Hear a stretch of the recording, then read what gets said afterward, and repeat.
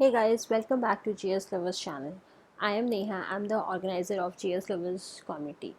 If you are new here, don't forget to subscribe to this channel. I will be dropping all the relevant link related to our community below this video once this video is done, you can go back and explore it, know more about GS Lovers. If you have any question related to anything, don't forget to comment below. Okay, so in previous video we talk about arrays, we talk about function programming, we saw map, we saw filter, and today video we are going to talk about reduce. Reduce is also another method associated with functional programming. So let's take an example. What happened is in real world programming, there are scenarios when you have an array of values and you want to do some mathematical operation on that array, and you need to get a single value out of it. Now you can imagine how much amount of code you need to write for it.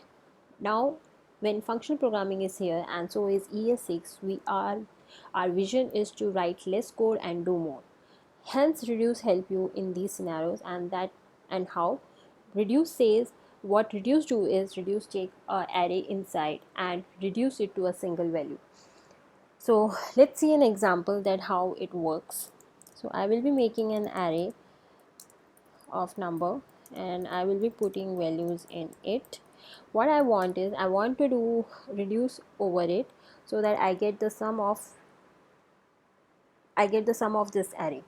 So let's start, and I want reduce function.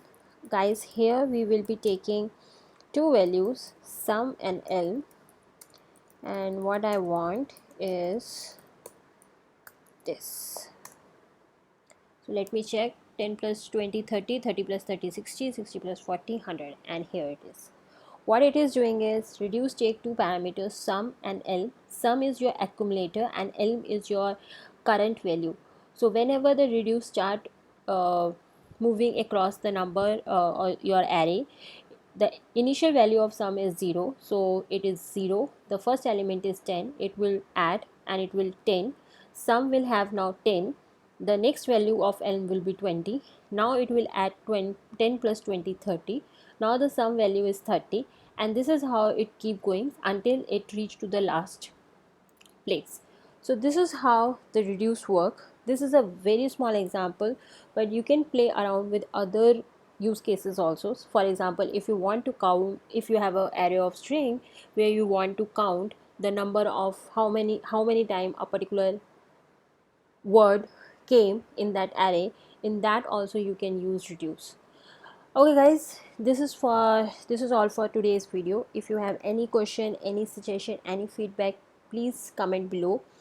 Don't forget to like this video, don't forget to subscribe and share, it is very important. Thank you guys.